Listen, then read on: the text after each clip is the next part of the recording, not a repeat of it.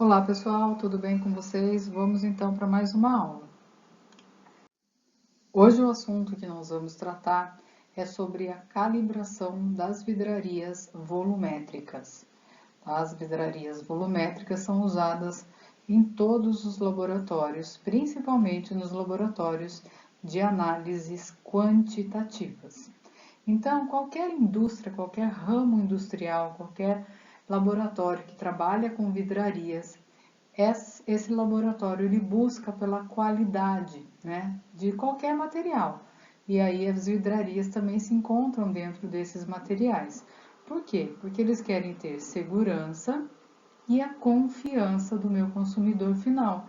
Então, seja na fabricação de um produto ou no oferecimento de alguma análise, né, de algum serviço, esse laboratório vai procurar por qualidade, vai procurar por vidrarias de qualidade. Então, é isso que garante a permanência no mercado que se encontra cada vez mais globalizado e exigente. Então, essas empresas que fabricam vidrarias, elas têm que fabricar vidrarias calibradas, né, para que elas ofereçam segurança e confiança para os seus consumidores. Então, a validação é um programa que é documentado e vai proporcionar um alto grau de segurança, principalmente no que se refere a processos, a métodos ou sistemas de equipamentos e conduz a resultados consistentes. Isso também está garantido, né, pela Anvisa, pela resolução da diretoria colegiada 210 de 2003. Tá? Então aqui a gente está falando na área da saúde, mas todos os outros laboratórios também devem ter esse tipo de certificação. Então, a certificação das vidrarias volumétricas é uma das primeiras etapas da qualificação de qualquer método ou processo. Então, qualquer metodologia utilizada no laboratório, qualquer processo utilizado dentro da indústria, já começa com o tipo de vidraria que esse laboratório está usando. Essa vidraria tem que ser certificada. Então, elas também devem ser adquiridas já validadas ou então serem validadas pelo próprio laboratório, desde que o laboratório tenha lá um meio de fazer esse controle de qualidade. A maioria dos laboratórios acaba comprando essa vidraria já validada, já certificada. Já quando a gente fala em materiais comprados por laboratórios e instituições públicas, né? E nesse caso estamos falando também nas escolas públicas, né, laboratórios de ensino, essas vidrarias elas são adquiridas através de licitação, assim como qualquer outro produto quando se compra aí nas instituições públicas. Então, quando eu faço uma licitação, o que prevalece, quem ganha, é quem oferece o menor preço. E nem sempre aquele que oferece o menor preço, né, que tem um preço melhor do material dessa vidraria que eu vou adquirir, é aquele que tem a melhor qualidade. Um outro detalhe é que as instituições públicas, e no nosso caso em particular as escolas públicas, essas vidrarias são utilizadas por muitas pessoas por muito tempo, elas têm uma rotatividade, um uso muito grande. Isso também acaba tirando a calibração dessas vidrarias. Então, devido à grande variedade de fornecedores participantes desse processo licitatório, os laboratórios são obrigados a adotar como rotina a validação de todo o material volumétrico a ser utilizado para as análises dos medicamentos produzidos. Aqui estamos falando praticamente de medicamento, basicamente de medicamento, porque eu acabei falando aqui dessa RDC que está de acordo com a Anvisa, tá? Mas isso aqui também serve para os demais laboratórios. Eles também têm que ter materiais volumétricos quando se fala em análises volumétricas. Então, quando vocês trabalham lá em química analítica quantitativa, ou o pessoal de farmácia, quando trabalha na fabricação de algum medicamento que precisa de precisão, né, que necessita de vidrarias precisas, essa vidraria ela tem que ser certificada, tá? Então eu preciso comprar essa vidraria com certificação. Então vamos entender um pouquinho o que é a calibração. Então a calibração é um procedimento experimental, então a gente precisa fazer isso na prática, e a sua definição é: operação em que se estabelece uma correspondência entre as leituras de um instrumento e valores de uma grandeza física que é medida direta ou indiretamente pelo instrumento. Então, o que isso significa? Eu vou, basicamente, em outras palavras, eu vou pegar, por exemplo, uma proveta e ela indica para mim que mede 250 ml. E na prática, eu vou fazer a medição disso, se realmente ali tem 250 ml. Tá? Essa forma mais simples de falar que é uma operação que vai estabelecer uma correspondência entre a leitura que eu faço do instrumento e o valor que realmente ele diz que tem, seja medido direto ou indiretamente através do instrumento. Tá? Então, a forma mais usual de caracterizar e avaliar o desempenho dos instrumentos e equipamentos de medição é a calibração. Então, é a única maneira que eu tenho, é uma das maneiras, né? A maneira mais usual que eu tenho para que eu saiba realmente se aquele instrumento ou aquele equipamento de medição está calibrado, está correto. Né? Isso faz parte de todo o processo dentro do meu laboratório, dentro da indústria, o meu equipamento, a minha vidraria, nesse caso que nós estamos falando particularmente, se realmente ela está calibrada. E essa calibração, né, essa aferição, ela deve ser realizada periodicamente e é uma condição necessária para que os resultados de medição sejam confiáveis. Então, eu não faço uma única vez. Eu não compro uma vidraria no laboratório que fabrica lá e traz para mim a minha vidraria validada e nunca mais eu faço isso, né? A minha vidraria ou o meu equipamento tem um tempo de vida. Então, eu preciso ou calibrar novamente ou trocar esse equipamento. Então, a calibração de vidrarias, como acabamos de ver, deve ser feita periodicamente em todos os tipos de vidraria.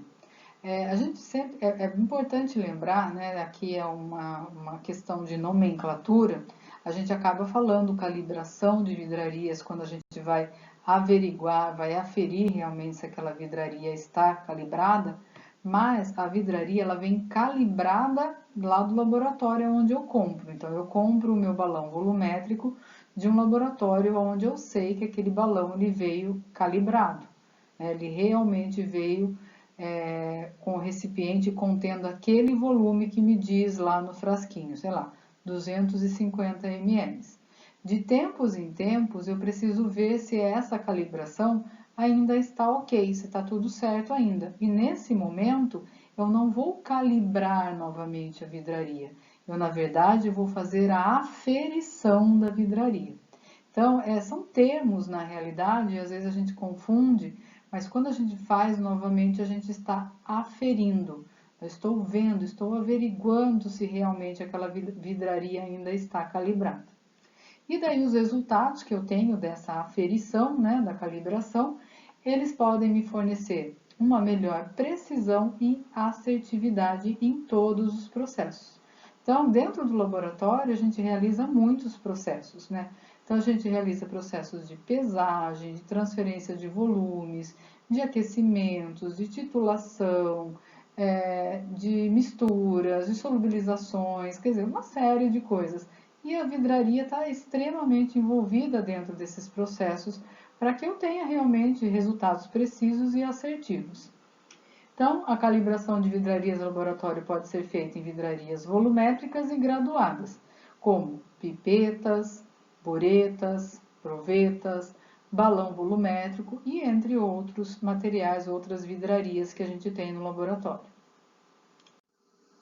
Então, a finalidade da calibração ou da averiguação, né, da calibração de vidrarias no laboratório é para que eu tenha resultados, os resultados obtidos com os testes feitos na vidraria, eles têm que ser compatíveis com aquilo que a gente espera. Né? O que a gente espera? A gente espera que uma pipeta que meça 10 ml, uma pipeta volumétrica, por exemplo, quando eu realmente pipetar 10 ml, ela tenha 10 ml, para que eu evite qualquer tipo de erro. Então, dessa maneira, o que a gente evita dentro de um laboratório, dentro de uma indústria que produz em larga escala? Eu reduzo custos, principalmente com desperdícios e retrabalhos. Porque desperdícios, se a minha vidraria não está medindo corretamente, eu posso perder todo o lote de algum tipo de produção no laboratório, né, numa indústria. E retrabalhos, se eu estou fazendo uma análise, eu nunca chego em resultados corretos, né? Eu tenho que fazer várias vezes até chegar no resultado correto. E a vidraria é um dos fatores que interfere nisso. Então, é muito importante fazer a calibração de vidrarias de laboratório em locais de confiança. Então, existem laboratórios, existem empresas que fazem esse tipo de calibração. Então, eles apresentam serviços dentro de todas as normatizações que o mercado exige. Então, existem normas, existem leis, existem resoluções para que esteja de acordo. E a má calibração de vidrarias no laboratório pode apresentar resultados de má qualidade. Então, seja no produto que eu estou vendendo para o meu consumidor, né, um produto físico que seja, ou se não, se o meu produto for um serviço, né? Eu ofereço, por exemplo, no laboratório algum tipo de análise e esse serviço não está bem apresentado, né? Não é de confiança. Então, na hora de fazer a calibração de vidrarias, é fundamental tomar alguns cuidados, como, por exemplo, não tocar diretamente na vidraria com a mão. A gente vai ver mais umas outras regrinhas que são importantes, mas a gente principalmente não pegar com as mãos, porque nossas mãos têm gordura, então elas podem grudar ali na vidraria e mudar ali a massa dessa vidraria. Então a gente sempre deve pegar ou com luvas, ou com pinças, com um pedaço de papel, tá? Para manter a minha vidraria limpa e livre de gorduras. Mas a gente já vai ver mais detalhes de como fazer esse manuseio das vidrarias. Aqui alguns requisitos prévios para que eu possa fazer lá no meu laboratório a verificação da calibração da minha vidraria. Então é a aferição, eu vou aferir. Primeira coisa é que a minha vidraria tem que estar perfeitamente limpa e seca. Preciso estar com a vidraria muito limpa e seca antes de eu iniciar qualquer procedimento para calibração. É sempre bom lembrar que esse procedimento é unicamente feito para fins internos, tá? Isso daí é para você lá no laboratório. Então você parece que tem alguma coisa que não está dando certo, você desconfia que aquela vidraria já não está com uma boa precisão, de repente ela não está calibrada, então deixa eu dar uma olhadinha, né? Então eu posso fazer isso no meu laboratório, mas isso não exclui a necessidade de eu ter que fazer a calibração, né, aquisição e utilização pelo meu laboratório de vidrarias calibradas e que tem a tal da certificação. Então, eu preciso ter vidrarias certificadas. Por quê? Porque isso daí é uma garantia, né? Que as empresas que fornecem esse tipo de vidraria, elas são credenciadas ao Inmetro. E eu consigo rastrear o padrão de calibração de acordo com a rede brasileira de calibração. Então, existem normas que oferecem para mim resultados bastante precisos e confiáveis de acordo com o Inmetro. Por isso que quando eu vou comprar, eu preciso comprar desse tipo de fornecedor. Tá? Então eu posso fazer esse procedimento para mim no meu laboratório, mas eu não posso ficar muito tempo com essa vidraria. Aqui já fala, ó, o recomendável é que anualmente, uma vez por ano, o laboratório, né, ou a indústria, ele vai solicitar nessa empresa aí que tem a certificação do Inmetro, a calibração novamente. Então, uma vez por ano, né, ela vai fazer essa calibração com esses padrões que são rastreáveis aos padrões de calibração de laboratório credenciados pelo Inmetro. Tá? Então, eu posso fazer para mim, né, a gente faz o nosso laboratório para a gente ter uma ideia, mas isso não exclui a necessidade aí dessas empresas que são credenciadas ao Inmetro. E aqui eu trago para vocês um procedimento de calibração de pipetas, tá? Seja pipetas volumétricas como pipetas graduadas.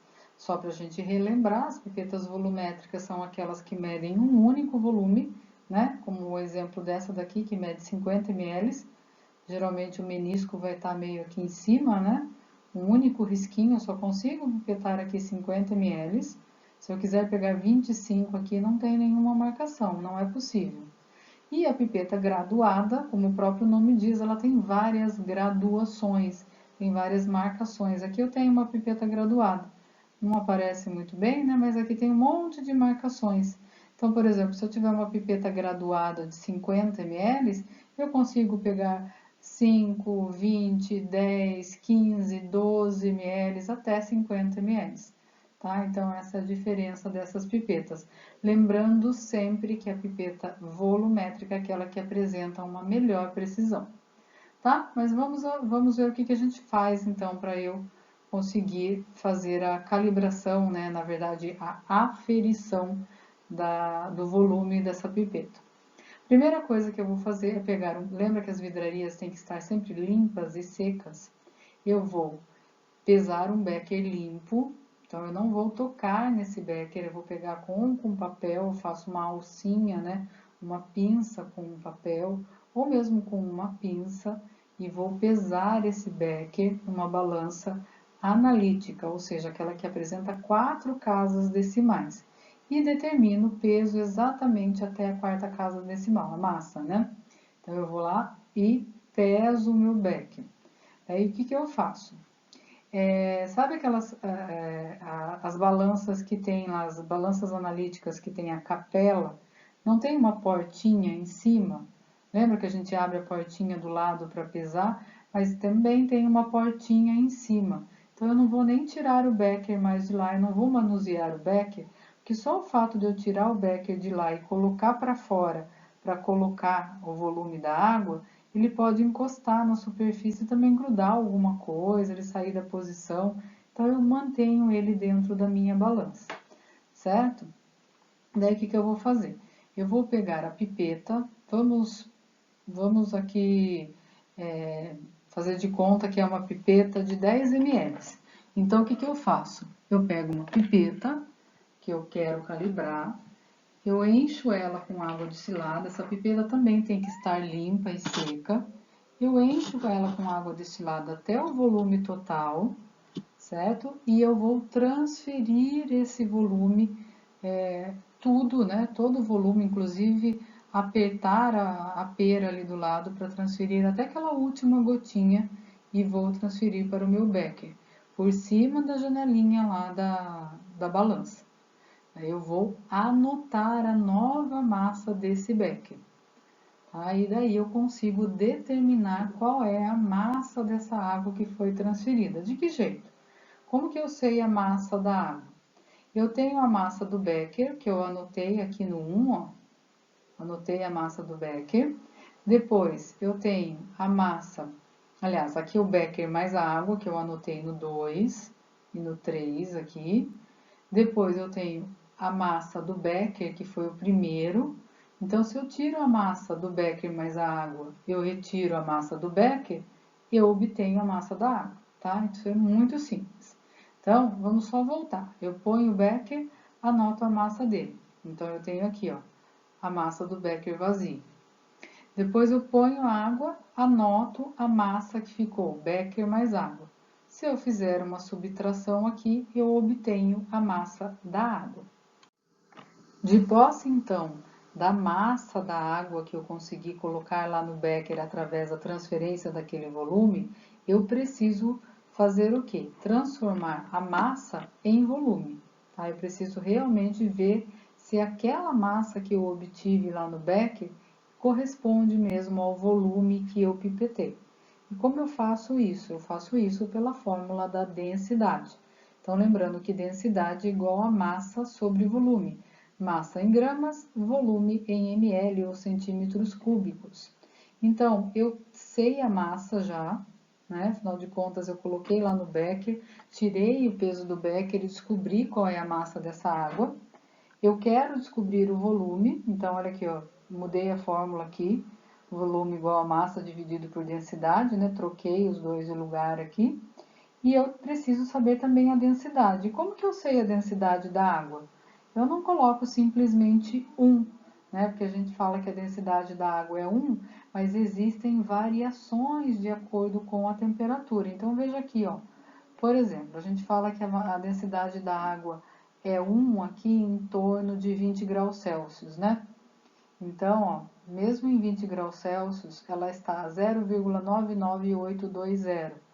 Se tiver um dia um pouco mais quente, lá que nem na época agora do verão, que a gente está chegando, na primavera, verão, 28 graus, essa densidade já está menor, 0,99623.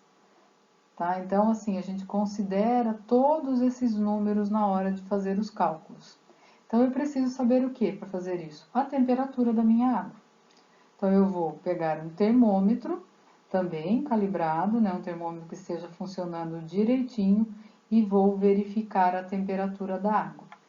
O ideal na hora de fazer realmente essa averiguação, de fazer essa aferição lá no meu laboratório, é que essa água esteja num recipiente junto ali do que eu estou fazendo, mas que ela já esteja dentro da sala de pesagem, que ela já esteja ambientada aquele lugar, para que ela esteja na mesma temperatura daquela água que eu estou pipetando.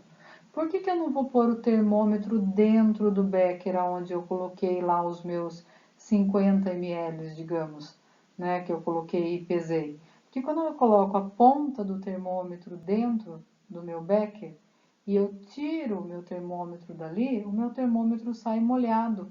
Ali sai um pouco de água no termômetro, então eu estou alterando essa massa. E normalmente a gente não coloca só 50 ml uma vez. A gente coloca 50 ml e vê quanto deu a massa. Coloca mais 50, vê quanto deu a massa. Coloca mais 50, vê quanto deu a massa. A gente faz isso repetidas vezes. Para quê?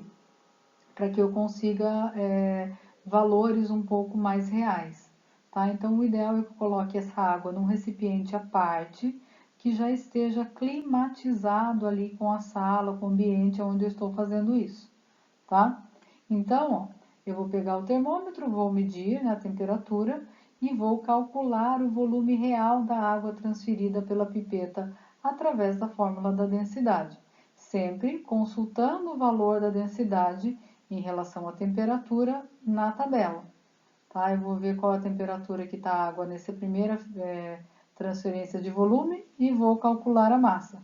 Se eu transferir um novo volume, eu vou verificar a temperatura novamente, porque pode ter alguma alteração de 1, 2, 3 graus para cima ou para baixo. E mais tarde, eu vou ver, depois de posse, né, de todas essas contas, eu vou verificar o limite de erro permissível de acordo com a capacidade da pipeta. Tá? Então, por exemplo, uma pipeta que mede 100 ml tem um limite para mais ou para menos de ter 100 ml ou não. Já uma pipeta que eu consigo medir apenas 2 ml, vocês concordam que esse limite ele é bem mais estreito, que ela mede um volume menor? Então, para cada volume de pipeta existem limites aceitáveis ou não, tanto para mais como para menos. Tá? Então, eu preciso ver se está dentro desse limite. E se realmente ela estiver dentro desse limite, ela pode ser considerada de qualidade aceitável. É bom sempre lembrar uma outra coisa.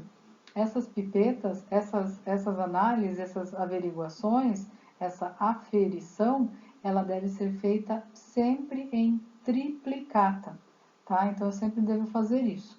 E agora, antes disso, esse é o primeiro, né? Esse é do volume, para ver se realmente o volume é o mesmo. Existe uma outra forma de calibração, né? Que complementa essa daqui, que é o tempo de escoamento, que é o que a gente vai ver mais para frente. Tá? E aqui só uma nota falando que esse procedimento também pode ser empregado para a calibração de buretas, tá? Nas buretas também funciona dessa maneira. E aqui a outra especificação, né, da calibração das pipetas, que é o tempo de escoamento. E aqui eu também trago o limite de erro, né, na calibração. Então aqui são só exemplos, existem para todas as outras medidas, né, de volume, mas uma pipeta, por exemplo, de 1 ml, o tempo de escoamento dela mínimo é de 10 segundos. Então o que eu faço? Eu encho a minha pipeta com a pera normal, daí eu tiro a pera, né, desacoplo a pera lá de cima e encosto a minha pipeta lá no dentro do meu becker. E não vou assoprar a pipeta, só vou deixar encostada para que a última gota também seja escoada. E na hora que eu tiro a pera da ponta da pipeta, né, que ela está cheia, eu disparo o cronômetro. quando sai a última gota, eu fecho de novo o cronômetro, eu paro. Então, eu vou ver se a pipeta de 1 ml escoou no mínimo em 10 segundos, tá? Então, eu preciso ver se ela está dentro desses padrões. Se for uma pipeta de 5 ml, ela vai escoar no mínimo em 15 segundos, de 10 em 20, de 25 em 25, de 50 no mínimo 30 segundos. Tá? E o erro para calibração lá de ml que a gente viu, se é uma pipeta de 1 ml, eu posso ter 0,996 ou 1,006 ml, tá? Para mais ou para menos. Se for de 5 ml, pode ter 4,99 ou 5,01 ml, entendeu? Então, ela pode ter 0,01 ml a menos ou 0,01 ml a mais. Da de 10 ml, pode ter 0,02 ml a menos ou 0,02 ml a mais. Então, aqui pode ter 9,98 ml ou 10,02 ml, tá? E assim por diante. Conforme menor for a capacidade em ml, menor é o limite de erro, né? Sempre é menos. Se eu tenho de 50 ml, o limite de erro é um pouquinho maior, tá? Então, eu vou fazer isso com as pipetas e vou ver, né, se elas estão dentro dessas especificações, para eu dizer se realmente aquela minha pipeta está ou não calibrada, tá? Então, o que eu estou fazendo é a ferição da calibração, tá? Então, esse aqui foi um dos exemplos que eu trouxe, que foram das pipetas, que vocês acabaram de ver agora, a gente acabou de ver no slide anterior, que isso também se aplica para as buretas, tá? Mas existem outros tipos de calibrações, né, de verificação de calibração para balão volumétrico e para as outras vidrarias, tá? Então, nessa aula a gente vai parar aqui apenas nas pipetas, ok? Até a próxima aula então, pessoal!